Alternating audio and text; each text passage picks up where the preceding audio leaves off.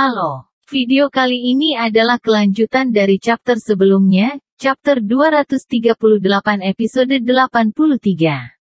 Silahkan disimak chapter selanjutnya, Swallowed Star chapter 239 episode 84. Cerita yang di video sedikit berbeda dengan versi animasinya, karena ini adalah versi novel, jadi tolong dimaklumi. Itu adalah waktu yang sangat penting, tidak ada waktu untuk dibuang sama sekali bagi Luo Feng. Ayah, ibu, kalian semua harus tetap di rumah, tidak peduli bahaya. Anda hanya harus memasuki ruang gravitasi lantai 2. Luo Feng menekankan, bahan dari ruang gravitasi itu sangat tahan lama, bahkan seorang prajurit tingkat bintang akan kesulitan mencoba. Untuk istirahat sekalipun. Itu semua adalah alat pelatihan untuk seorang prajurit tingkat bintang. Di dalam ruang gravitasi, mereka akan jauh lebih aman. Babata, atur ruang gravitasi untuk orang tuaku, kakakku, Zenan dan Susin. Luo Feng berkata, juga, atur gravitasi ke satu waktu, normal. Sudah selesai. Efisiensi Babata sangat tinggi. Dia bisa mengendalikannya langsung dari kejauhan. Feng kecil, hati-hati. Luo Hongguo, Gong Xinlan berkata kepadanya saat mereka kembali setelah mengetahui tingkat keparahan masalahnya. Hanya Luo Hua dan Zenan yang tidak terlalu jelas tentang apa yang terjadi. Kakak, kembali lebih awal. Luo Hua berteriak. Luo Feng melambai dan dengan cepat meninggalkan rumah ke dalam malam. Malam ini adalah umat manusia melawan waktu. Jet mobil Luo Feng dengan cepat terbang di malam hari, meninggalkan Yangzhou. Kecepatan tercepat dari jet otomatis saat ini adalah 8.000 meter per detik. Berapa lama yang diperlukan untuk mencapai reruntuhan arkeologi 12? Luo Feng bertanya, kecepatan dasar jet otomatis ini tidak terlalu cepat, namun, selama waktu luangnya. Babata telah menyimpan jet di ruang virtualnya dan membuat beberapa penyesuaian. Kecepatannya segera naik, dari 10 kali kecepatan suara naik langsung ke 8.000 meter per detik. Mengikuti kata-kata Babata, peningkatan ini tidak dihitung sebagai apapun, untuk dapat terbang di alam semesta. Bagi sebuah kapal untuk dapat melaju dengan kecepatan ringan adalah hal yang paling mendasar yang pernah ada. Dibandingkan dengan kecepatan cahaya, kecepatan mereka saat ini tidak ada artinya. Luo Feng tidak banyak bicara, dia tidak punya tempat dibandingkan dengan Babata yang berasal dari peradaban yang lebih tinggi di alam semesta, Ai yang hidup. Peningkatan seperti itu memang mudah. Untuk mencapai reruntuhan arkeologi, 12 akan memakan waktu sekitar 20 menit, kata Babata. Oh. Ponsel Luo Feng berdering, dia memeriksa, itu adalah panggilan kepala Hong. Halo. Luo Feng mengangkat telepon. Luo Feng, ada sesuatu yang perlu kita korbankan. Suara Hong terdengar. Silakan bicara, kepala. Kata Luo Feng tanpa ragu-ragu. Mengikuti rencana serangan hulu ledak nuklir, sebelum serangan jet otomatis tingkat prasejarahku, akan ada jet otomatis, limit model, yang membawa bom atom menyerang. Ini membingungkannya. Hong menjelaskan. Luo Feng sedikit mengangguk ketika dia mendengar. Baik, jet otomatis tingkat prasejarah Hong, adalah jet unik dari dojo batas, berbentuk segitiga. Sama seperti Luo Feng, negara-negara lain semuanya memiliki jet mobil berbentuk cakram. Untuk memungkinkan jet otomatis Hong tidak menimbulkan kecurigaan, mereka perlu memiliki lebih banyak kapal perang segitiga yang membawa bom atom untuk menyerang terlebih dahulu. Membuat makhluk itu menurunkan penjagaannya. Bom atom, beberapa puluh ribu ton bom atom, bahkan Luo Feng, Hong atau Dewa Guntur, mereka bahkan tidak akan mengganggunya. Apalagi binatang yang menelan. Kami ingin menggunakan jet otomatis segitiga lainnya untuk membawa bom atom untuk menyerang. Binatang itu akan menyadari bahwa serangan itu tidak memiliki bahaya. Mata Luo Feng berbinar, setelah itu, kami tiba-tiba akan mengirim apa yang tampak seperti serangan tidak berbahaya lainnya, tetapi dengan ledakan yang jauh lebih kuat. Luo Feng memikirkannya dan menyetujuinya adalah rencana yang bagus. Tampaknya sederhana, dan mudah untuk berhasil. Luo Feng, tidak ada terlalu banyak jet otomatis dari Dojo Limits di Asia. Hong berkata, aku harus mencapai medan perang dalam waktu sesingkat mungkin. Saya harap jet mobil Anda dapat digunakan sebagai salah satu umpan meriam kami. Tidak masalah. Kata Luo Feng tanpa ragu-ragu. Satu jet otomatis tidak berarti banyak bagi Luo Feng. Apalagi selama krisis seperti itu. Bahkan Hong rela mengorbankan auto jet levelnya yang lebih tinggi, bagaimana dia bisa sepele tentang itu? Jet mobil Anda sebenarnya memiliki perintah pintu belakang, saya dapat mengendalikannya dari jauh, Hong berkata, saya akan mulai mengendalikannya sekarang. Apakah Anda saat ini di dalam jet atau di luar? Di luar. Luo Feng terbang langsung. Melihat autojet segitiga biru tua, Luo Feng menyaksikan. Sementara di mata Babata, kapal ini hanya mampu terbang di dalam atmosfer, di alam semesta itu tidak lain hanyalah barang murah dan mainan. Namun, benda itu ada di tangan Luo Feng untuk waktu yang cukup lama.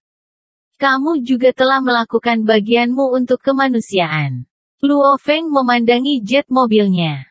Saya mengendalikannya untuk pergi. Suara Hong terdengar dari teleponnya, segera. Jet otomatis segitiga biru cepat pergi, menuju sektor utama kantor pusat Jiangnan.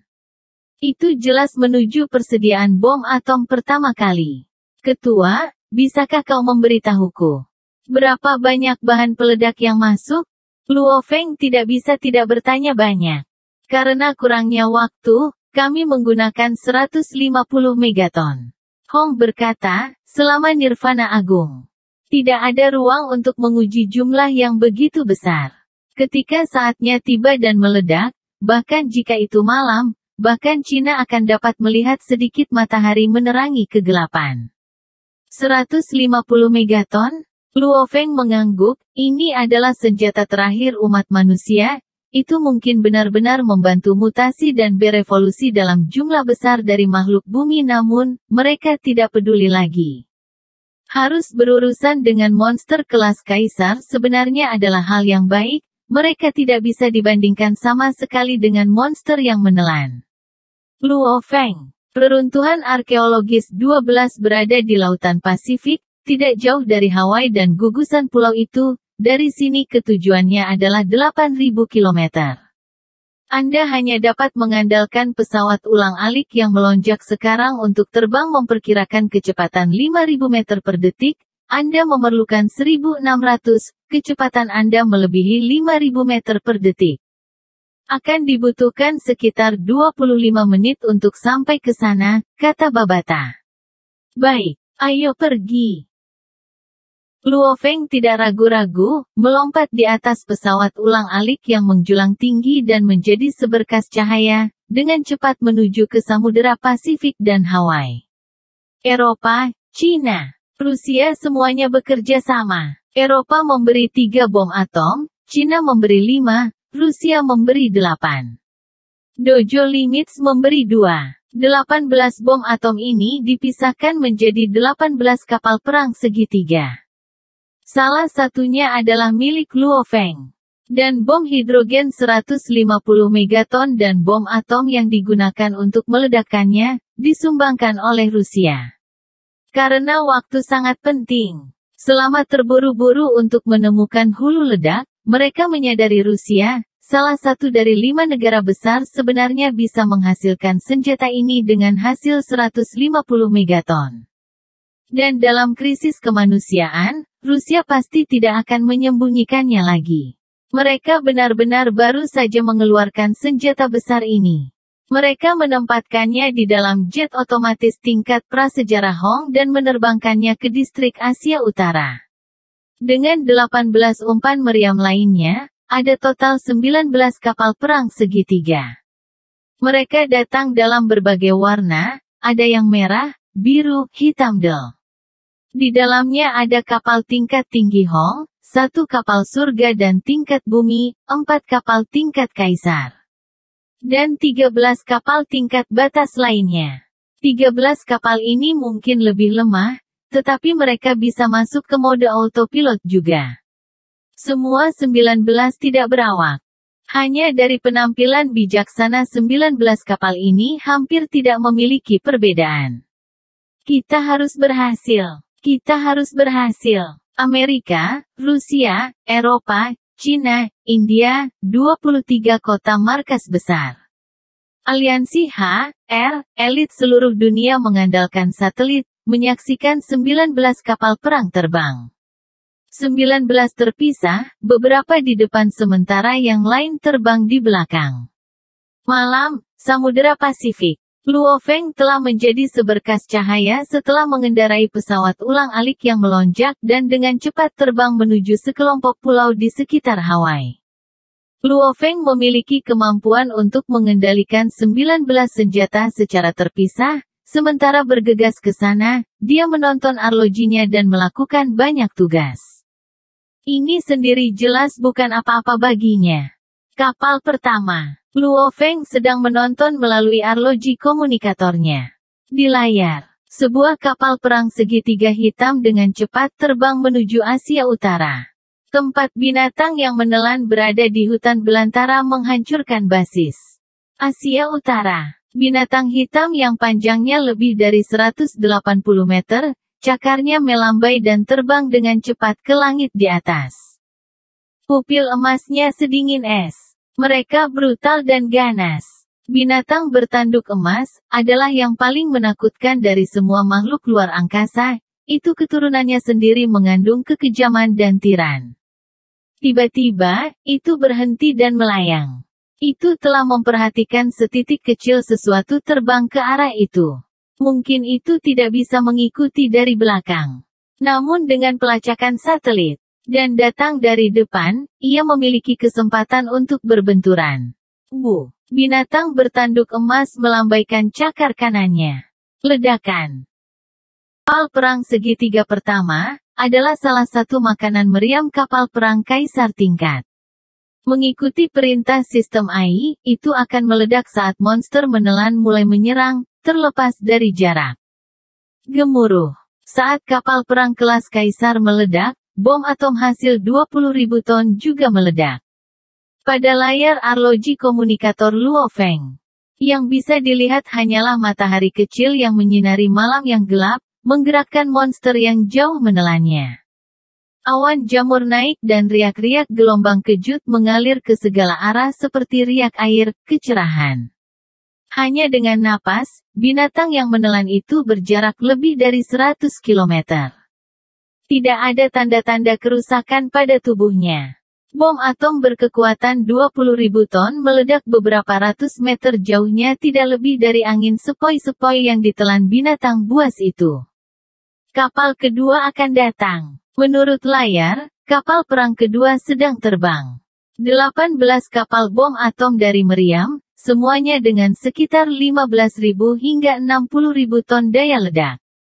Jika bom atom menghasilkan 20.000 ton meledak di sebuah kota, dari pusat keluar, beberapa ratus meter akan terbuang. Dan 2 hingga 3.000 meter akan tercakup dalam kerusakan dan kaca dan puing-puing. Sebuah kota dengan populasi beberapa ratus ribu akan kehilangan 100.000. Dengan kekuatan seperti ini, meledakkannya di sini dengan luas lebih dari 10 juta km persegi tanah tak berpenghuni adalah ideal dan tidak akan memengaruhi manusia. Kapal kedua. Itu tidak menyerang kapal kedua dari kejauhan. Itu hebat. Udara pertengahan, malam. Binatang bertanduk emas itu membuka sayapnya yang besar. Ledakan dari sebelumnya menarik minatnya. Kapal kedua hanya berjarak 50 meter dari itu sebelum menggunakan cakar untuk menyerang. Gemuruh. Matahari kecil lain telah menyala di padang belantara, awan jamur naik ke langit. Binatang bertanduk emas itu merasakan ledakan pada cakarnya dan berpikir itu agak nyaman, dan menurut ingatan kuno ini, saat ia melangkah ke tingkat bintang. Planet ini tidak memiliki apapun yang dapat merusaknya. Ini adalah alasan mengapa itu hanya muncul setelah mencapai level bintang. Bom atom ketiga, bom atom keempat, satu demi satu. Matahari kecil menerangi langit malam. Satu demi satu, awan jamur naik. Bom-bom itu seperti kembang api di kawasan Asia Utara, meledak satu demi satu. Ledakan, ledakan, ledakan. Seluruh elit bumi menyaksikan dengan cemas ketika setiap kapal menyerang. Bahkan Luo Feng, yang terbang di atas laut. Hong yang berada di Dojo Limits dan Dewa Guntur semua gugup ke titik telapak tangan mereka berkeringat. Karena makanan utama yang dicampur di antara makanan meriam akan segera masuk. 18 umpan dan satu pesawat membawa bom hidrogen. Sampai sekarang, 9 pesawat berturut-turut telah meledak dengan bom atom mereka. Pesawat ke-10. Pada saat ini, semua pejuang tingkat traveler bintang dan para petinggi Cina, Amerika, Rusia, dan negara-negara lain menonton siaran satelit langsung. Semua hati mereka menggantung. Karena sesuai dengan rencana yang asli akan menjadi salah satu pesawat di kisaran ke-10 hingga ke-14. Malam. Binatang bertanduk emas dengan ringan melambaikan sayapnya yang bersisik saat ia dengan cepat terbang ke depan. Sedikit kegembiraan bisa terlihat di mata emasnya yang gelap. Panas, aliran partikel, yang dihasilkan dari ledakan berturut-turut bom atom menyebabkan bagian-bagian tubuhnya yang bersentuhan dengan bom atom menjadi sedikit mati rasa. Dan itu sadar. Stimulasi pada tubuhnya menyebabkan tubuhnya tumbuh lebih cepat. Misalnya, ketika seseorang melatih otot mereka. Mereka perlu membebani mereka sampai batas tertentu untuk membuat mereka tumbuh lebih cepat. Adapun binatang bertanduk emas ini, setelah tinggal di lautan untuk waktu yang lama, tidak pernah merasa terancam sebelumnya, sehingga tumbuh normal. Sedikit stimulasi ini, terbukti cukup bermanfaat. Binatang bertanduk emas melihat jet tempur segitiga lain mendekat dari kejauhan dan menjerit riang gembira. Suara mendesing. Jet tempur itu secepat kilat. Binatang bertanduk emas itu dengan senang hati menggelengkan ekornya yang kuat yang tertutup sisik. Ceritanya sangat cepat, jauh lebih cepat daripada kecepatan di mana jet tempur terbang. Ketika ekornya bersentuhan dengan jet tempur, bom atom meledak. Sebuah bom atom dengan hasil 30.000 ton meledak tepat di ekornya. Energi ledakan meledak, membentuk matahari cerah yang menutupi seluruh tubuh binatang bertanduk emas. Gelombang kejut dengan cepat menyebar ke segala arah, dan tanah berguncang seperti gelombang. Samudera Pasifik. Sebuah gambar manusia terbang beberapa ratus meter di atas lautan seperti aliran cahaya yang sangat cepat. Luo Feng, jet tempurmu hilang, suara Babata terdengar di benaknya. Luo Feng menatap arloji komunikasi taktisnya di pergelangan tangannya, jika itu hilang, maka itu akan hilang. Tonton pesawat ke-11, Luo Feng menatap saat tampilan jam tangan komunikasi taktis beralih ke jet tempur ke-11, jet tempur segitiga berwarna merah darah. Itu kepala. Hong. Jantung Luo Feng mulai berdetak kencang. Luo Feng, izinkan saya mengingatkan Anda bahwa Anda sudah tiba di atas lokasi kehancuran arkeologis 12, suara Babata berdering. Suara mendesing. Luo Feng dengan cepat melaju, dan kemudian berhenti di atas lautan. Mari kita tunggu sebentar sebelum turun, Luo Feng menatap layar, ini yang ke-11. Adalah yang asli. Jika bom 150 megaton meledak tepat di permukaan, binatang bertanduk emas yang baru saja melangkah ke tingkat bintang sulit dikatakan. Karena saya belum pernah mendengar ada orang yang melakukan hal seperti ini sebelumnya, Babata cukup bersemangat. Tidak seperti dia, Luo Feng dipenuhi dengan gugup dan harapan. Bukan hanya Luo Feng. Pada saat ini, Hong, Dewa Guntur, petarung puncak lainnya, para pemimpin semua negara, para petinggi militer. Semuanya menonton dengan gelisah. Pesawat ke-11. Ini yang asli. Keberhasilan. Dan umat manusia akan dapat selamat dari bencana ini. Dan jika gagal, maka manusia akan jatuh ke dalam mimpi buruk. Mimpi buruk yang jauh lebih mengerikan daripada periode Grand Nirvana. Amerika. Markas utama. Presiden berkulit hitam itu saat ini bersama-sama dengan anggota kabinetnya ketika mereka menyaksikan tampilan di depan mereka. Presiden bahkan menggenggam tangan putrinya. Menggenggam erat. Ayah, itu akan berhasil, kata putrinya. Ini pasti akan berhasil, itu pasti akan. Presiden berkulit hitam menahan napas sepenuhnya. Seluruh ruangan bisa merasakan tekanan. Semua orang di sana menyaksikan jet tempur berwarna merah darah pada layar yang dengan cepat terbang menuju binatang bertanduk emas. Cina, hutan belantara. Sejumlah besar pasukan bergerak di tanah dan jet tempur berbentuk cakram berpatroli di udara di atas. Ini adalah pangkalan militer maju yang baru saja mundur di sektor militer Tenggara.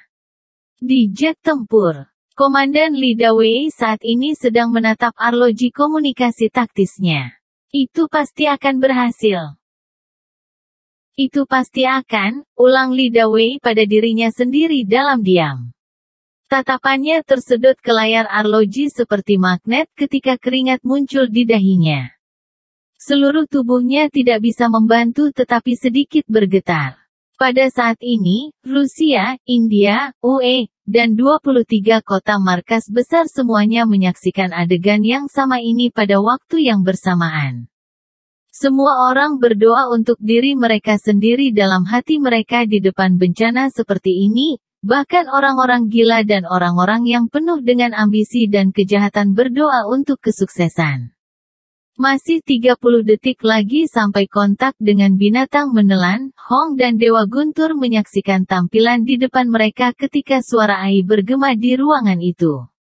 23 detik. 22 detik. Dalam hitungan mundur, tatapan Hong dan Dewa Guntur seperti pedang, seolah-olah mereka akan memotong layar di depan mata mereka.